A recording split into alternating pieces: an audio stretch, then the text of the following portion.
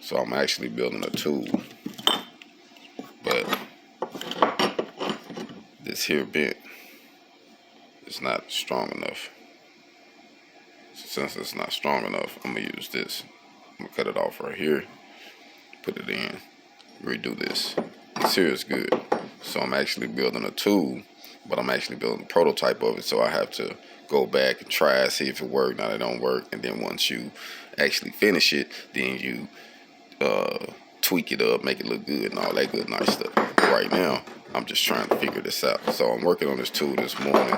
Like I say, I woke up with an idea and I'm trying to figure out how to exactly line this out. So that's what I'm about to do. I'm gonna get ready to jump over here to the drawing board. Got my little piece of rod here. I'll just get cut. Got a couple things I'm about to do. So we're finna see if we can fabricate something this morning. So that's my goal. I'll be back at y'all shortly. Hold on.